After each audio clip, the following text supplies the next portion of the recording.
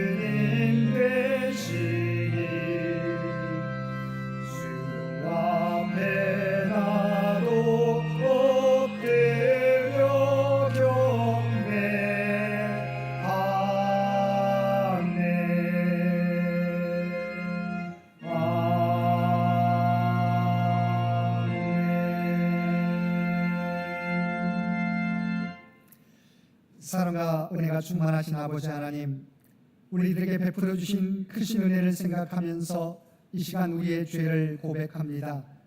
주님께서는 십자가를 지심으로 죄악 중에 죽어가던 우리들을 건져주셨고, 주님께서 감당하셨던 사역을 우리에게 맡겨주셨는데 우리들은 우리를 둘러싼 환경을 핑계로 주님의 사역을 온전히 감당하지 못했습니다. 또한 형제의 눈에 있는 티끌은 보면서도 내 눈에 있는 들보는 깨닫지 못하는 어리석은 모습으로 살아가고 있습니다. 한 입으로 거룩한 주의 이름을 찬양하면서도 같은 입으로 이웃을 향하여 불평과 원망을 쏟아내며 살아가고 있습니다. 너희는 세상의 빛과 소금이라는 주님의 말씀을 기억하면서도 그 사역을 감당하기 위한 십자가는 외면하며 살고 있습니다. 주님을 높여드리는 삶을 살기보다 나를 높이는데, 나를 드러내는 데 힘쓰는 우리 모두입니다. 오 주여, 이러한 우리들의 연약함을 긍휼히 여기시고 우리들의 죄를 용서하여 주옵소서. 우리 모두가 주님의 겸손의 모습을 닮아 오직 하나님의 영광만을 드러내며 살아가는 우리 모두가 되게 하여 주옵소서. 우리 주 예수님의 이름으로 이 고백의 기도를 드립니다. 아멘.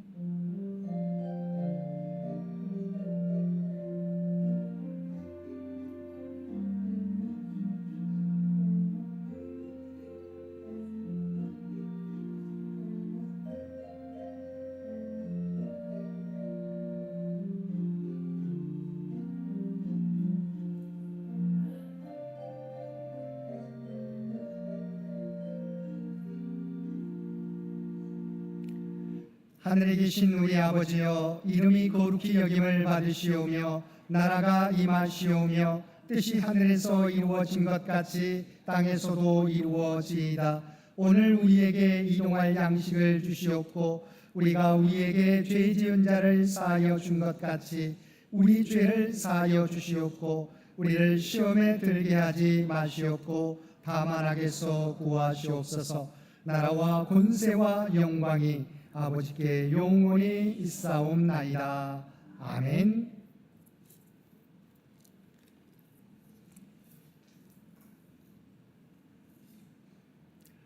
너희 안에 이 마음을 품으라. 그는 근본 하나님의 본체시나 오히려 자기를 비워 종의 형체를 가지사 자기를 낮추시고 죽기까지 복종하셨으니 곧 십자가에 죽으심이라.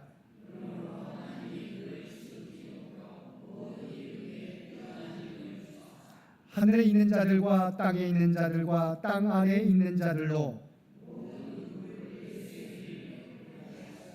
모든 입으로 예수 그리스도를 주라 시인하여 하나님 아버지께 영광을 돌리게 하셨느니라.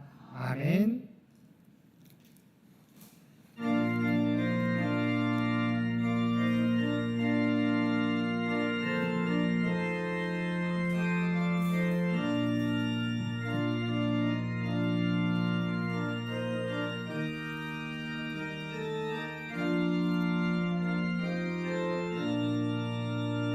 위에 계신 나의 친구 그의 사랑 지극하다.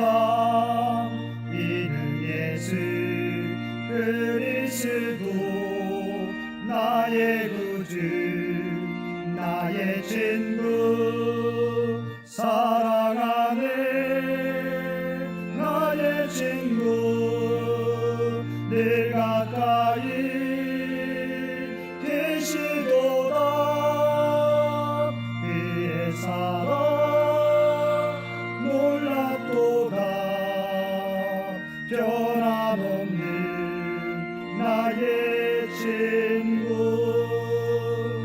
나를 위해 죽으시고 나를 구원하셨으니 경배하며 찬양하리. 나의 친구 사랑하는 나의 친구 늘 가까이 계시도다. 그의 사랑 놀랍도다. 변함없는 나의 친구 내 맘속에 늘 계시고 영원토록 함께하네. 가지 되어 하나 되리 포도나무 나의 친구 사랑하는 나의 친구 늘 가까이 계시도다. 그의 사랑 놀랍도다. 변함없는 나의 친구 그날이와 황금기에 그의 영광 알아보며 그의 발로 날아낼 때 만나보리. 나의 친구 사랑하는 나의 친구 늘 가까이 계시도다. 그의 사랑 놀랍도다.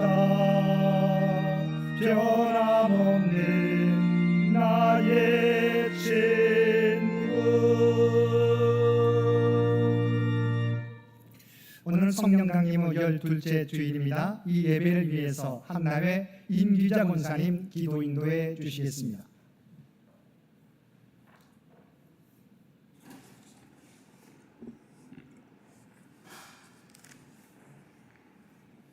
다 함께 기도드리겠습니다.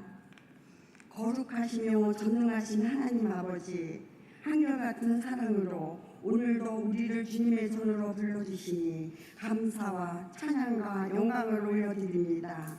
주님, 지난 무더운 여름 내내 여러 가지 어려움 속에서도 교회와 가정을 지켜주시고 인도하여 주신 은혜에 감사를 드립니다.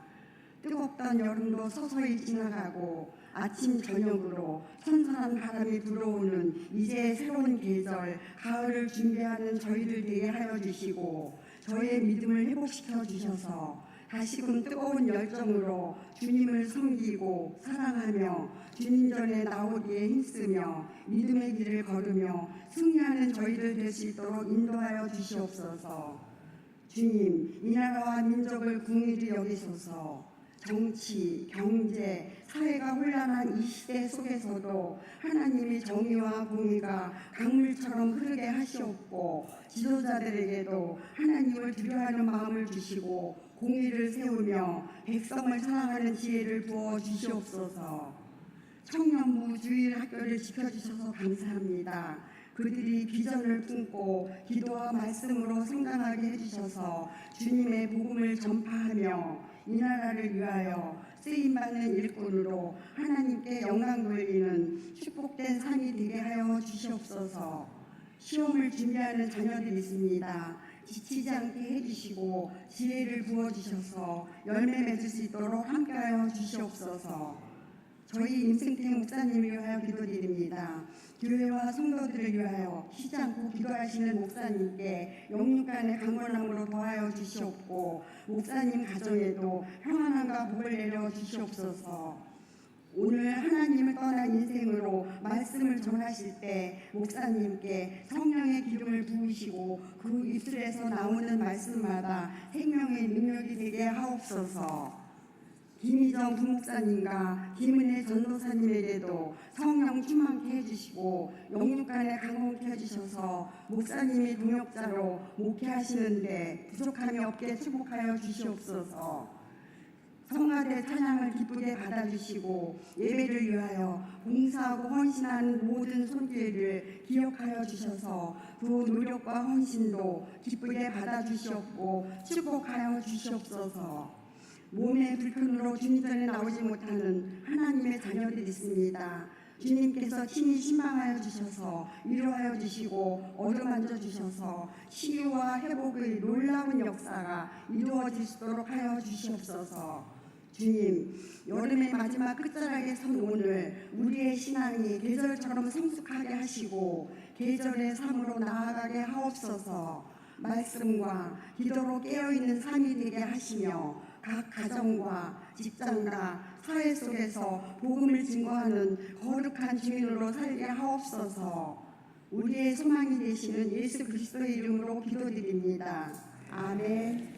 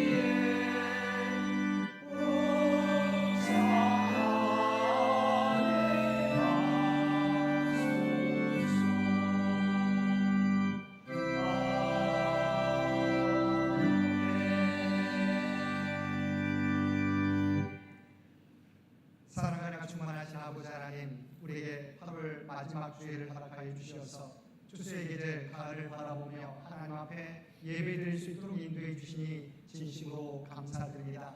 하나님의 창조하신 창조 세계가 아버지 하나님 추수를 준비해 가듯이 올해 우리의 삶도 온전히 결실을 준비할 수 있는 우리 모두가 되게 하여 주옵소서. 오늘도 우리에게 베풀어 주신 하나님의 놀라운 은혜에 감사하여 받은 은혜 가운데 성별하여 우리의 마음을 담은 예물로 기도와 찬송으로 봉사와 헌신으로 우리의 구별된 삶으로 주 앞에 올려드리옵나니 주 앞에 드려진 이 모든 것을 기뻐 받아주시기 원합니다. 또한 드려진 모든 것들이 사용되어질 때 오직 하나님의 뜻과 영광만을 나타내게 하여 주옵소서. 드려진 손길들과 그들의 기도의 제목을 아시는 주님, 아버지 하나님, 드려지는 모든 것들 아버지 하나님 아시옵고 오직 하늘 문을 여시고 하늘의 복으로 채워 주옵소서. 이 땅에서 하나님의 선한 청지기로 살아가는데 부족함이 없게 하여 주옵소서. 이 나라와 이 민족을 기억하여 주시고 주의 백성들의 간구를 들어주시어서 오직 하나님의 뜻 가운데 통치하시고 인도하여 주옵소서. 교회 창립 100주년을 준비하며 나아가는 창현재단을 기억하여 주시고 지금까지 이끌어 주신 것 진심으로 감사합니다. 다시 한번 이 교회를 세우신 하나님의 목적을 기억하고 다음 선교 100년을 준비하는데 부족함이 없도록 우리 모두를 주의 도구로 사용하여 주옵소서. 연로함과 연약함 가운데 아버지 하나님 병상에서 예배드리는 많은 주의 백성들이 있습니다. 어느 곳에 있든지 그들 가운데 찾아가 주시고 아버지 하나님 그들 위해 하나님의 놀라운 치유와 회복의 역사를 허락하여 주옵소서. 육신의 연약함이 하나님께 나아가는데 걸림돌이 되지 않도록 그래서 그들을 붙잡아 주옵소서. 사람의 자녀 손들 믿음에 굳게 서게 하여 주시옵시고 그들 모두에게 각자에게 꿈과 비전을 주신 것 진심으로 감사합니다. 그 모든 것들을 준비하게 될 때 아버지 하나님 담대함과 하나님의 지혜와 능력을 그들 모두에게 부어 주시옵소서. 주 앞에 드려지는 이 예배가 주 앞에 드려지는 이 예물이 주님 기뻐 받으시는 거룩한 산제사와 산 예물이 되기를 원하오며 우리를 구원하여 주신 예수님의 이름으로 간절히 기도드리옵나이다. 아멘.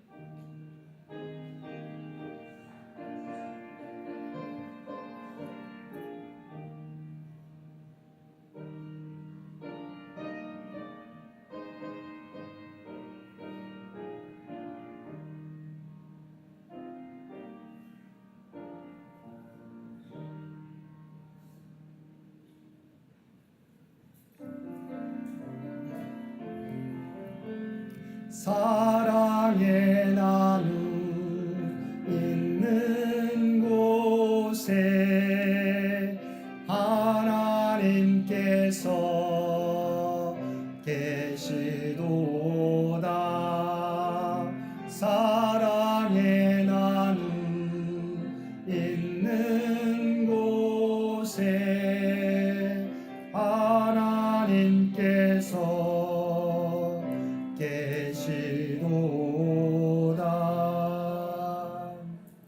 오늘도 예배에 참여한 우리 모든 성도들 가운데 하나님의 놀라운 은혜가 언제나 함께하여 주시기를 주님의 이름으로 간절히 축원드립니다. 오늘은 성령 강림의 12째 주일입니다. 성령의 시대에 성령을 사모하며 성령의 인도하심 따라 우리에게 맡겨주신 사명을 온전히 충성되게 감당하며 살아가는 저와 여러분 모두 되시기 바랍니다. 오늘 오후 예배는 성경 통독으로 진행됩니다. 다음 주일은 1:1 제자 양육으로 진행됩니다. 1:1 제자 양육 우리 성경 구절들 다 찾아오시면 미리 준비해 주시면 고맙겠습니다. 다음 주일은 이제 9월 첫째 주일이고 창조절이 시작됩니다. 창조절 첫째 주일이 시작됩니다. 다음 주일에는 성찬식이 있겠습니다. 수요 성서 연구 이번 주 해당되는 구역은 5구역과 6구역이 되겠습니다. 이번 주 암송 구절 빌립보서 2장 9절에서 11절까지 말씀입니다. 빌립보서 2장 9절에서 11절까지 우리 주신 말씀 한 목소리로 함께 봉독하겠습니다. 이러므로 하나님이 그를 지극히 높여 모든 이름 위에 뛰어난 이름을 주사 하늘에 있는 자들과 땅에 있는 자들과 땅 아래에 있는 자들로 모든 무릎을 예수의 이름에 꿇게 하시고 모든 입으로 예수 그리스도를 주라 시인하여 하나님 아버지께 영광을 돌리게 하셨느니라. 아멘. 좀 길지만 우리 빌립보서 2장 9절에서 11절 말씀 한 번 더 봉독하겠습니다. 이러므로 하나님이 그를 지극히 높여 모든 이름 위에 뛰어난 이름을 주사 하늘에 있는 자들과 땅에 있는 자들과 땅 아래에 있는 자들로 모든 무릎을 예수의 이름에 꿇게 하시고 모든 입으로 예수 그리스도를 주라 시인하여 하나님 아버지께 영광을 돌리게 하셨느니라. 아멘. 교회 창립 100주년 준비위원회 주보에는 6차 나왔는데요. 제가 착각했습니다. 5차 모임이 오늘 오후 예배 후 교육관 1층에서 있겠습니다. 재직회가 다음 주일 예배 후에 이곳 예배실에서 있겠습니다. 또한 우리 네 번째 광고 주목해 주시기 바랍니다. 공동의회가 아래와 같은 안건으로 4가지 안건으로 다음 주일 재직회 후에 이곳 예배실에서 있겠습니다. 이 4가지 안건, 첫 번째 안건은 정관 개정, 두 번째 안건은 교회 고유변호증 변경 및 동일 교회임을 승인하는 건, 세 번째 교회 결산 승인 8월 19일과 주요 재산 승계 건, 네 번째 공동의회 회원 명부 확정의 건입니다. 이 우리 4안건을 가지고 저희가 공동의회를 하는 목적은 지난번에 저희가 재직회를 통해서 말씀을 드렸지만 사실은 저희 교회가 세무법으로 제가 종교단체로는 등록이 되어 있습니다. 그런데 법적으로 보면 개인으로 보는 종교단체로 가입이 되어 있습니다. 그래서 저희 교육관을 혹시 저희가 선교 목적으로 매매를 할 경우 양도세를 저희가 물어야 됩니다. 그래서 제가 99년 동안 우리가 종교단체로 해왔기 때문에 법인 성격의 종교단체로 변경하려고 합니다. 그러려면 법인 성격의 종교단체로 변경하기 위해서는 거기에 맞는 정관이 구체적으로 좀 세밀하게 들어가야 될 부분이 있습니다. 저희는 그냥 교회 운영이기 때문에 일반적인 필요한 부분만 넣었었는데 법인 성격의 종교단체로 가입을 하기 위해서 조금 더 세밀한 부분들을 정관 개정하고자 합니다. 그래서 그렇지만 교회 고유변호증을 개인 성격의 종교단체에서 법인 성격의 종교단체로 변경하지만 그러나 우리 교회는 여전히 우리 창현교회 오랜 역사를 가지고 있는 창현교회 동일교회라고 하는 부분들을 승인하는 건입니다.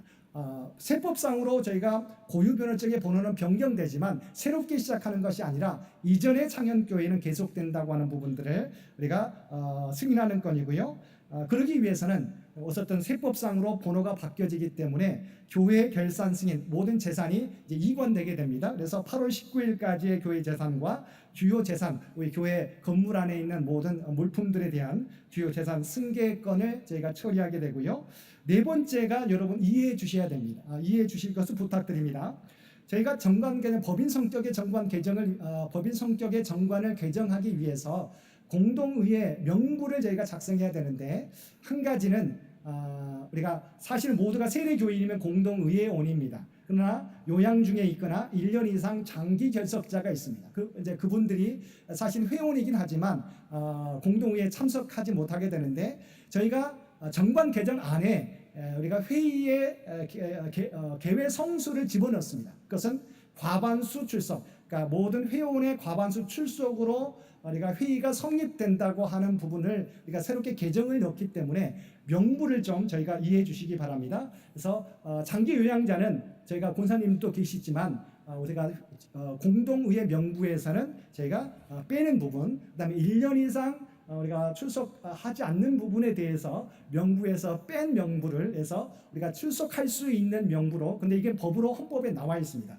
1년 이상 장기 결석자나 우리가 장기 요양 환우에 대해서, 그러니까 장기 요양 환우들도 1년 이상 된 분들을 말합니다. 그래서 그분들을 제외하고 우리가 명부를 새롭게 목록을 준비했습니다. 그래서 그 부분에 대한 통과 부분입니다. 그래서 교인 명부에서 빼는 게 아니라 실제적인 우리가 법인 성격의 정관을 개정하기 때문에 거기에 맞춰서 전체적으로 우리가 만약 회의를 소집해야 되는데 우리가 나오지 못하는 부분도 명부에 넣었을 때 과반수 출석이 되지 않은 경우가 있을 수 있기 때문에 당회에서 그런 부분들 저희가 회계사의 도움을 받아서 회계법인의 도움을 받아서 좀 그렇게 정리하고자 합니다. 그래서 우리 교우분들이 오해 없기를 부탁을 드립니다. 다음 주에 이 4건을 가지고 함께 공동의회를 공고합니다.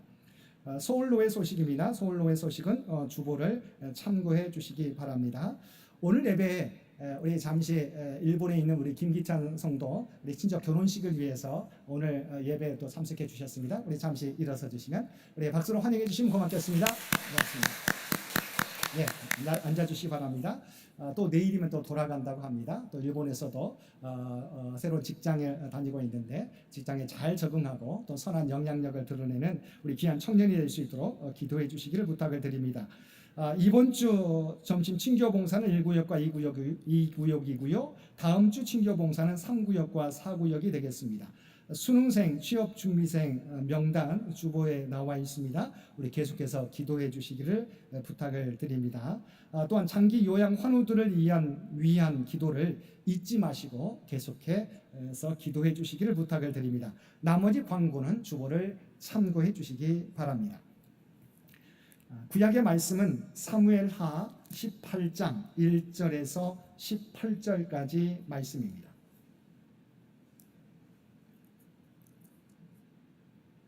사무엘하 18장 1절에서 18절까지 말씀입니다. 우리에게 주신 하나님의 말씀입니다. 이에 다윗이 그와 함께한 백성을 찾아가서 천부장과 백부장을 그들 위에 세우고 다윗이 그의 백성을 내보낼세 3분의 1은 요압의 휘하에 3분의 1은 수리아의 아들 요압의 동생 아비새의 휘하에 넘기고 3분의 1은 가드 사람 이때의 휘하에 넘기고 왕이 백성에게 이르되 나도 반드시 너희와 함께 나가리라 하니 백성들이 이르되 왕은 나가지 마소서 우리가 도망할지라도 그들은 우리에게 마음을 쓰지 아니할 터이요 우리가 절반이나 죽을지라도 우리에게 마음을 쓰지 아니할 터이라 왕은 우리 만명보다 중하시오니 왕은 성읍에 계시다가 우리를 도우심이 좋으니이다 하니라 왕이 그들에게 이르되 너희가 좋게 여기는 대로 내가 행하리라 하고 문 곁에 왕이 섬에 모든 백성이 100명씩 1000명씩 대를 지어 나가는지라 왕이 요압과 아비새와 이때에게 명령하 이르되 나를 위하여 젊은 압살롬을 너그러이 대우하라 하니 왕이 압살롬을 위하여 모든 군 지휘관에게 명령할 때에 백성들이 다 들으니라 이에 백성이 이스라엘을 치러 들러 나가서 에브라임 수풀에서 싸우더니 거기서 이스라엘 백성이 다윗의 부하들에게 패하매 그날 그곳에서 전사자가 많아 2만 명에 이르렀고 그 땅에서 사면으로 퍼져 싸웠으므로 그날의 수풀에서 죽은 자가 칼에 죽은 자보다 많았더라. 압살롬이 다윗의 부하들과 마주치니라. 압살롬이 노새를 닫는데 그 노새가 큰 상수리 나무 번성한 가지 아래로 지날 때에 압살롬의 머리가 그 상수리 나무에 걸림에 그가 공중과 그 땅 사이에 달리고 그가 탔던 노새는 그 아래로 빠져나간지라. 한 사람이 보고 요압에게 알려 이르되 내가 보니 압살롬이 상수리 나무에 달렸더이다 하니 요압이 그 알린 사람에게 이르되 내가 보고 어찌하여 당장에 쳐서 땅에 떨어뜨리지 아니하였느냐 내가 내게 은 10개와 띠 하나를 주었으리라 하는지라. 그 사람이 요압에게 대답하되 내가 내 손에 은 1000개를 받는다 할지라도 나는 왕의 아들에게 손을 대지 아니하겠나이다. 우리가 들었거니와 왕이 당신과 아비새와 이때에게 명령하 이르시기를 삼가 누구든지 젊은 압살롬을 해하지 말라 하셨나이다. 아무 일도 왕 앞에는 숨길 수 없나니 내가 만일 거역하여 그의 생명을 해하였더라면 당신도 나를 대적하였으리이다 하니 요압이 이르되 나는 너와 같이 지체할 수 없다 하고 손에 작은 창 셋을 가지고 가서 상수리 나무 가운데에서 아직 살아있는 압살롬의 심장을 찌르니 요압의 무기를 든 청년 10명이 압살롬을 에워싸고 쳐 죽이니라. 요압이 나팔을 불어 백성들에게 그치게 하니 그들이 이스라엘을 추격하지 아니하고 돌아오니라. 그들이 압살롬을 옮겨다가 숲풀 가운데 큰 구멍에 그를 던지고 그 위에 매우 큰 돌 무더기를 쌓으니라. 온 이스라엘 무리가 각기 장막으로 도망하니라. 압살롬이 살았을 때 자기를 위하여 한 비석을 마련하여 세웠으니 이는 그가 자기 이름을 전할 아들이 내게 없다고 말하였음이더라. 그러므로 자기 이름을 기념하여 그 비석에 이름을 붙였으며 그 비석이 왕의 골짜기에 있고 이제까지 그것을 압살롬의 기념비라 일컫더라. 아멘. 신약의 말씀은 빌립보서 2장 5절에서 11절까지 말씀입니다. 너희 안에 이 마음을 품으라. 곧 그리스도 예수의 마음이니 그는 근본 하나님의 본체시나 하나님과 동등됨을 취할 것으로 여기지 아니하시고 오히려 자기를 비워 종의 형체를 가지사 사람들과 같이 되셨고 사람의 모양으로 나타나사 자기를 낮추시고 죽기까지 복종하셨으니 곧 십자가에 죽으심이라.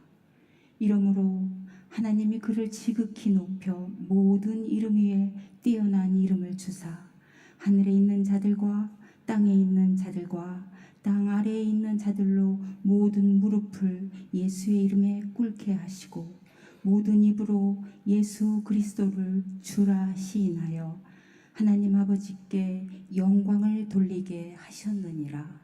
아멘.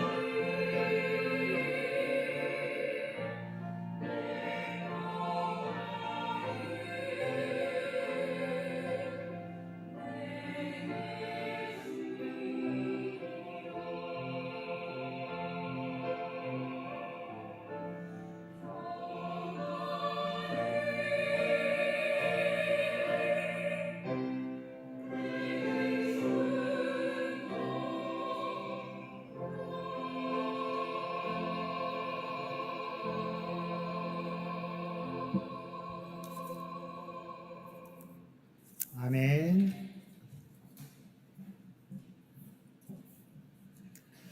오늘도 복된 주일 하나님 앞에 마음과 뜻과 정성을 다하여 예배드리는 우리 모든 성도들 가운데 하나님의 놀라운 은혜가 언제나 함께하여 주시기를 주님의 이름으로 간절히 축원드립니다. 오늘은 압살롬의 삶을 통해서 하나님을 떠난 인생의 결말은 어떠한지 말씀을 통해서 함께 살펴보며 은혜를 나누겠습니다. 압살롬에 의해서 반역을 당한 다윗은 일단의 무리를 끌고 망명길에 올라서 요단강 건너 마하나임의 임시정부를 건립하게 됩니다. 그리고 반란과 싸우기 위해서 군대를 조직하고 재편합니다. 1절과 2절 말씀입니다. 이에 다윗이 그와 함께한 백성을 찾아가서 천부장과 백부장을 그들 위에 세우고 다윗이 그의 백성을 내보낼새 3분의 1은 요압의 휘하에 3분의 1은 수리아의 아들 요압의 동생 아비새의 휘하에 넘기고 3분의 1은 가드 사람 이때의 휘하에 넘기고 왕이 백성에게 이르되 나도 반드시 너희와 함께 나가리라 하니. 군사를 3분의 1씩 요압과 아비새와 이때에게 나누어 맡기게 됩니다. 요압이 누구입니까? 다윗의 오래된 측근이고 장군이며 오늘날로 말하면 국방부 장관에 해당되는 사람입니다. 아비새는 본문에 나와 있는 것처럼 요압의 친동생입니다. 그리고 이때는 가드 사람 블레셋 사람으로 다윗 왕궁으로 망명된 사람입니다. 망명해 온 사람입니다. 그런데 우리가 알고 있듯이 사실 망명해 온 사람에게 군대 수장의 자리를 맡기는 것은 매우 위험한 일입니다. 그런데 다윗에게 신임을 받게 되어서 이때가 바로 군대 수장 중에 한 자리를 차지하게 된 것입니다. 이렇게 군사를 새 장수에게 맡기고 나서 다윗은 나도 반드시 너희와 함께 나가리라고 말합니다. 이유는 앞서 나오는 사무엘하 11장에 나오는 사건 때문입니다. 사무엘 11장에 보게 되면 어떤 일이 있습니까? 전쟁이 일어나서 모든 나라의 왕이 출전할 때인데 그때 다윗이 전쟁에 출전하지 않게 됩니다.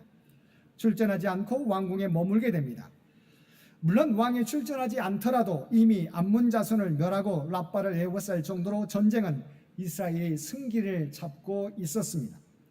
그래서 다윗은 궁궐에 남아서 어떻게 합니까? 낮잠을 자다가 저녁 무렵이 돼서야 일어나서 왕궁 옥상을 거닐다가 목욕하는 밧세바를 보고 유혹이 되어서 왕궁에 불러다가 큰 죄를 저지르게 되었던 것입니다.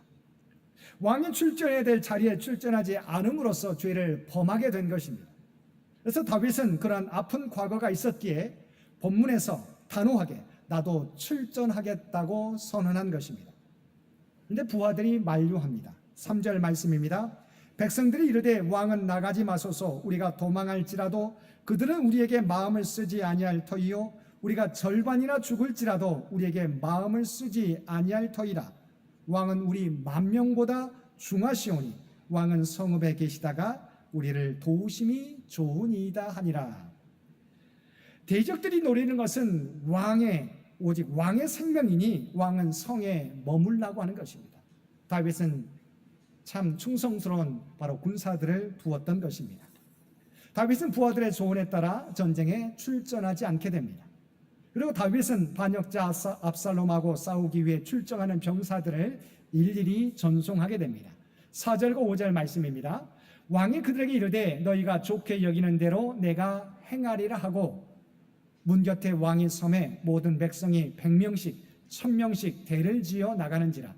왕이 요압과 아비새와 이때에게 명령하 이르되 나를 위하여 젊은 압살롬을 너그러이 대우하라 하니 왕이 압살롬을 위하여 모든 군 지휘관에게 명령할 때에 백성들이 다 들으니라. 다윗은 출정하는 병사들을 전송합니다. 그런데 다윗이 관심을 갖는 것은 어디에 있었습니까? 오직 아들 압살롬의 안위에만 관심이 있었습니다. 나를 위하여 젊은 압살롬을 너그러이 대하라고 명령하고 부탁하고 있는 것입니다. 얼마나 모순된 명령입니까? 지금 병사들은 이 반역자 압살롬을 우리가 공격하기 위해 제거하기 위해서 목숨을 걸고 전쟁에 나가고 있는데 다윗 왕은 자신의 아들을 너그럽게 대하라고 명령하고 있는 것입니다.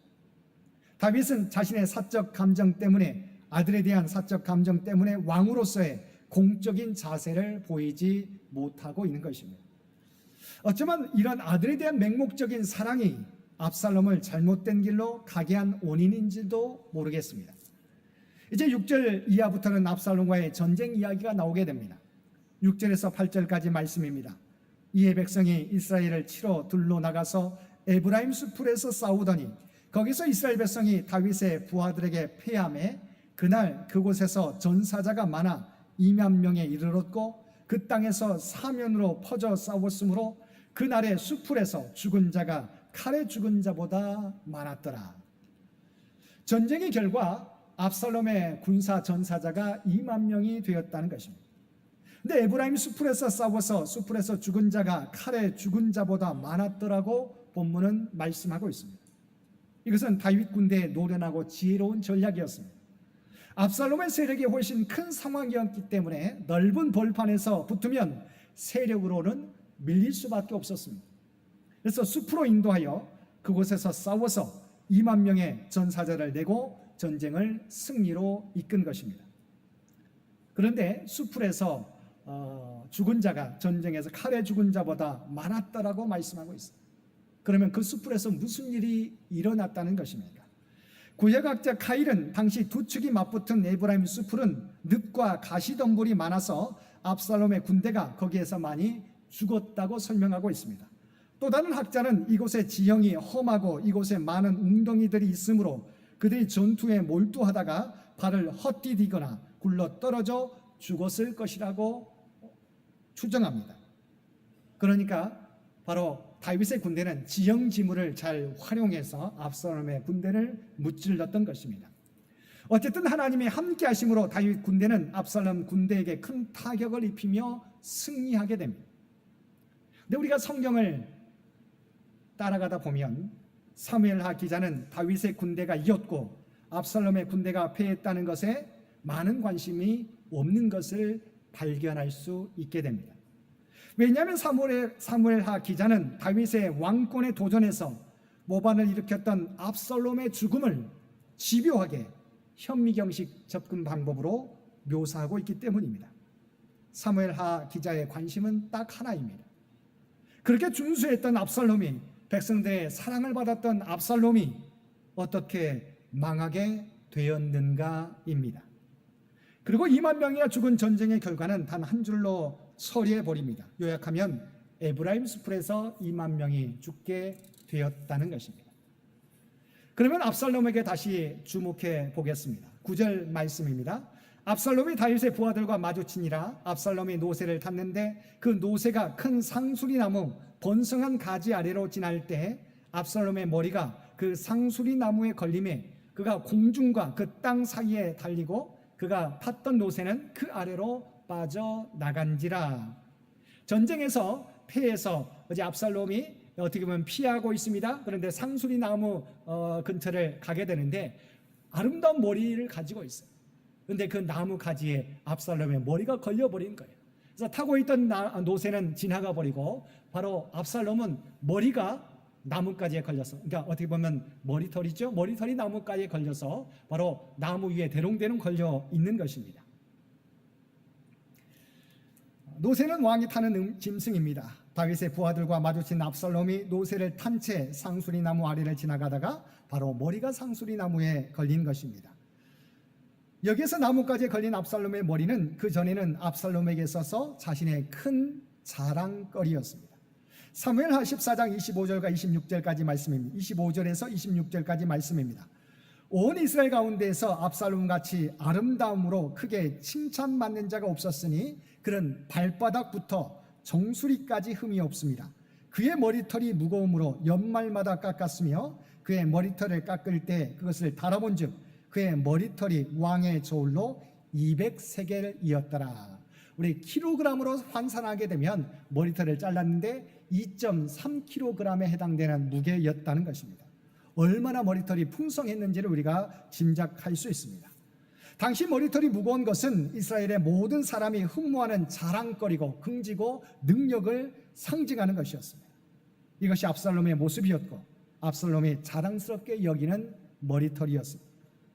그런데 지금 그 자랑스럽던 머리털 때문에 어떻게 되었습니까? 생사가 오가는 전쟁터에서 머리털이 나뭇가지에 걸리게 되었던 것입니다. 그렇게 자랑거리였던 머리털이 나뭇가지에 걸리게 된 것입니다. 근데 이것은 단순히 머리털이 나무에 걸린 것에 그치지 않습니다. 이 장면은 성경에서 다음과 같은 의미를 갖습니다. 신명기 21장 23절 말씀입니다. 그 시체를 나무 위에 밤새도록 두지 말고 그날에 장사하여 내 하나님 여호와께서 내게 기업으로 주시는 땅을 더럽히지 말라. 나무에 달린 자는 하나님께 저주를 받았음이더라. 우리가 죽은 것만이 아니라 나무에 달린 것 자체에 대해서 사람들은 성경은 하나님께 저주를 받은 것이라고 말씀하고 있습니다. 지금 압살롬은 나무에 달려 있는데 신명기는 나무에 달린 자마다 하나님께 저주를 받은 자라고 고발하고 있는 것입니다. 압살롬은 하나님께 저주받은 인생의 상징적 존재가 된 것입니다. 왜입니까? 압살롬의 반역은 이스라엘 왕권에 대한 하나님의 영역을 넘본 것으로 아담과 같은 죄를 저지른 것이었기 때문입니다. 갈라디아서 3장 13절 말씀입니다.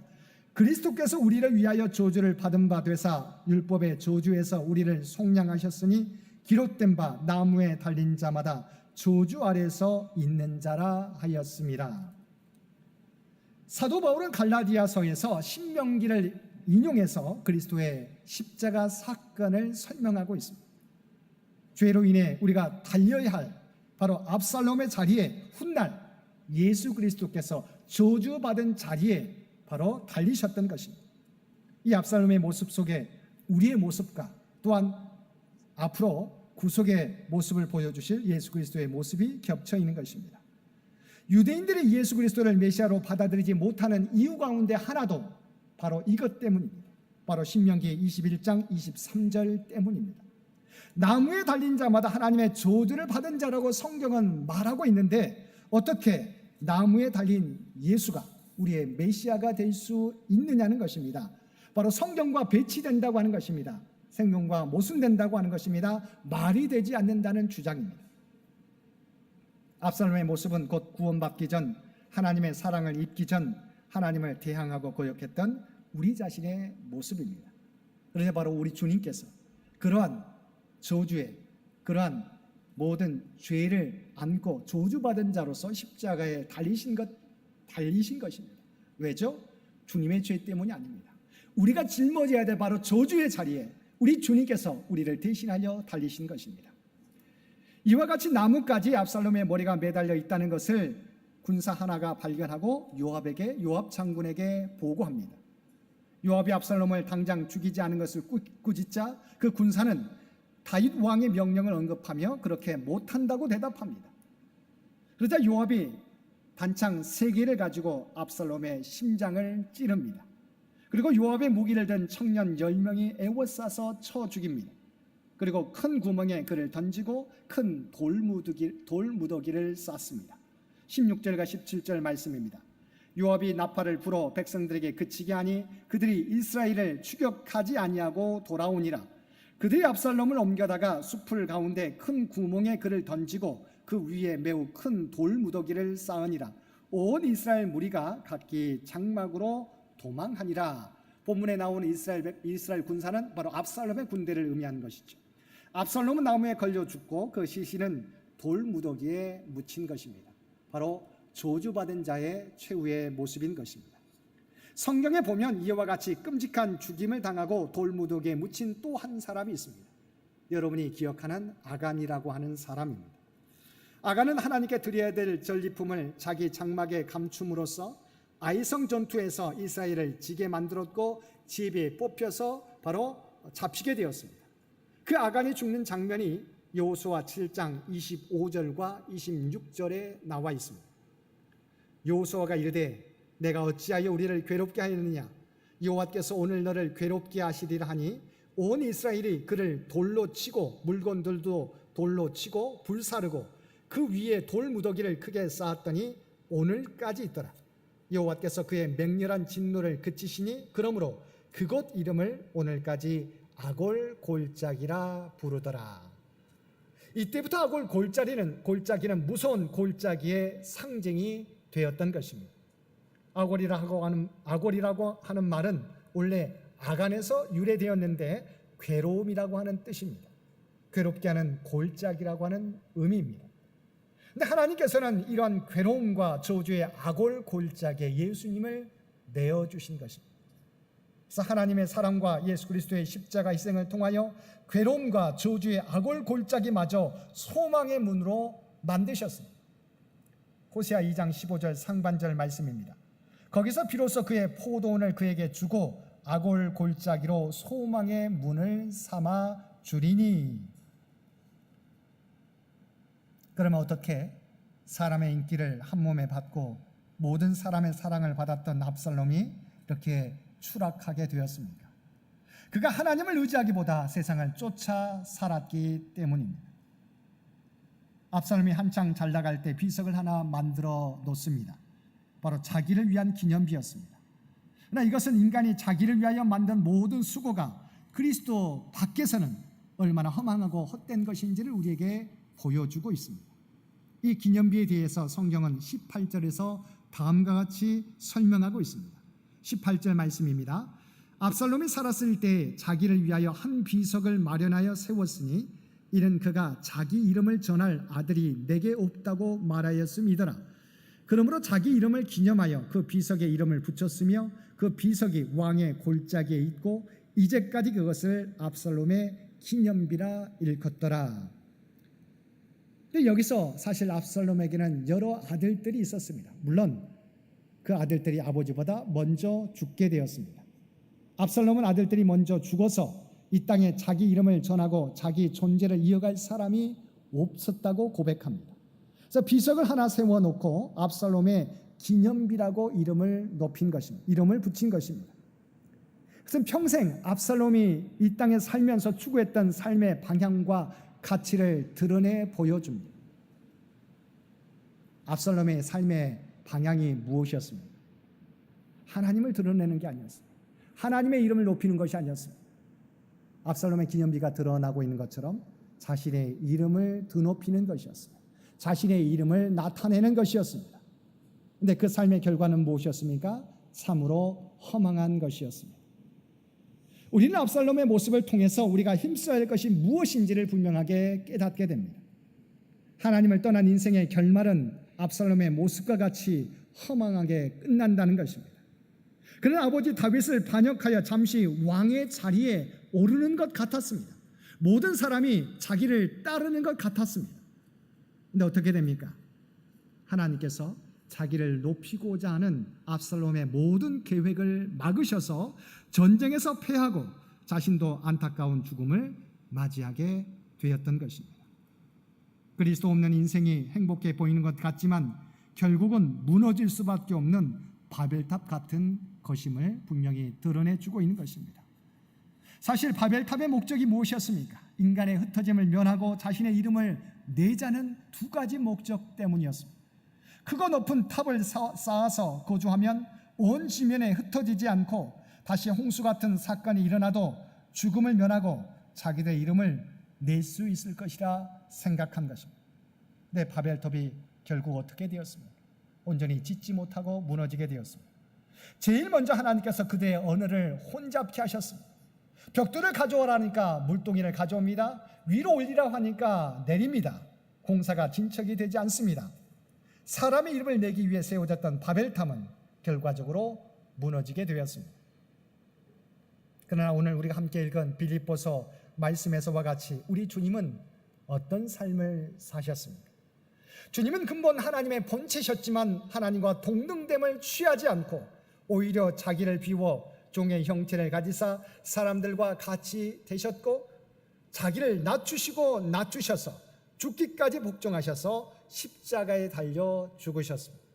자신을 낮추셔서 저주와 사망의 십자가에 달려 죽으셨는데 하나님께서 이러한 예수님을 지극히 높여서 모든 이름 위에 뛰어난 이름을 주셔서 하늘과 땅에 있는 모든 존재들이 예수님의 이름 앞에 무릎을 꿇고 예수님을 주라고 고백하게 하셨다는 것입니다. 또한 그 모든 일을 통해서 하나님께 영광 돌리는 삶을 살게 하셨다는 것입니다. 사랑하는 성도 여러분, 하나님께서는 아버지를 몰아내고 대신 왕위에 올라 자기 이름을 내려고 했던 압살롬은 한없이 추락하여 돌무덤에 묻히는 수모를 당하게 하셨지만, 하나님 아버지의 뜻에 복종하여 자신을 한없이 낮추어 십자가의 길까지 순종하셨던 예수님을 지극히 높여 모든 이름 위에 뛰어나게 하실 뿐만 아니라 하늘과 땅에 있는 모든 존재들이 예수님께 무릎 꿇고 주라 시인하며 하나님께 영광 돌리게 하셨던 것입니다. 하나님께서는 하나님을 위하여 자신을 낮추는 자를 높여주시고 자신을 높이는 자를 낮추십니다. 오늘도 우리의 삶이 하나님을 떠나 세상을 추구하는 삶이 아니라 오직 주님과 같이 자신을 낮추어 하나님의 뜻을 이루어드리고 하나님의 영광을 드러내는 삶을 통해 하나님이 우리 자신을 높여주시는 삶을 이 땅에서 살아가실 수 있는 저와 여러분 모두가 되시기를 주님의 이름으로 간절히 축원드립니다. 함께 기도드리겠습니다. 사랑과 은혜가 충만하신 아버지 하나님, 우리 모두가 주님의 모습을 닮아가게 하여 주옵소서. 자신을 높이기 위해 애쓰기보다 오직 주님처럼 자신을 낮추어 하나님의 뜻을 드러내게 하시고 하나님이 높여주시는 삶을 살게 하여 주옵소서. 오늘도 겸손의 삶을 통해서 하나님의 뜻과 영광을 나타내는 저희 모두가 되게 하여 주옵소서. 이 모든 간구 우리를 구원하여 주신 예수님의 이름으로 간절히 기도드리옵나이다. 아멘.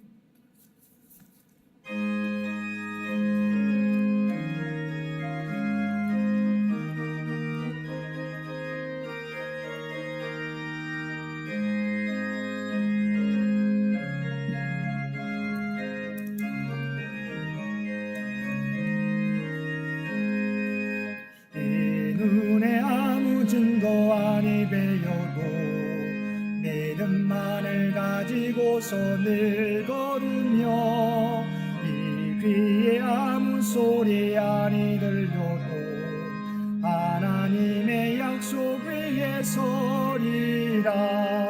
걸어가세 믿음 위에 서서 나가세 의심 버리고 걸어가세 믿음 위에 서서 눈과 귀에 아무 증거 없어도 이 눈이 보기에는 어떠하든지 이미 얻은 증거대로 늘 믿으며 이 맘에 의심 없이 살아갈 때에 우리 소원 주 안에서 이루리. 걸어가세 믿음 위에 서서 나가세 의심 버리고 걸어가세 믿음 위에 서서 눈과 귀에 아무 증거 없어도 주님의 거룩함을 두고 맹세함. 주 하나님 아버지는 참 미쁘다. 그 귀한 모든 약속 믿는 자에게 능지 못할 무슨 일이 있을까. 걸어가세 믿음 위에 서서 나가세 의심 버리고 걸어가세 믿음 위에 서서 눈과 귀에 아무 증거 없어도.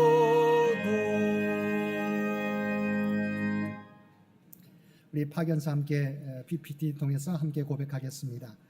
이제 하나님께서 우리를 세상으로 보내십니다. 주님 다시 오실 때까지 하나님과 이웃을 사랑하며 주의 사랑과 복음을 널리 전하십시오.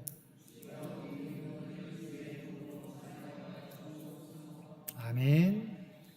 이제는 우리 주 예수 그리스도의 은혜와 아버지 하나님의 극진하신 사랑하심과 성령님의 세상 끝날까지 우리와 함께 하시는 놀라운 교통의 역사가 오늘 주신 말씀을 따라 나를 드러낸 삶이 아니라 오직 주님과 같이 하나님을 드러내는 삶을 통하여 오직 하나님의 뜻과 영광을 나타내는 삶을 우리의 삶을 통해 드러내며 살아가겠노라고 결단하며 세상 가운데 나아가는 사랑 주의 백성들과 그의 가정과 산업의 터전 위에 이제로부터 영원토록 함께해 주시기를 우리 주 예수님의 이름으로 간절히 축원하옵나이다. 아멘.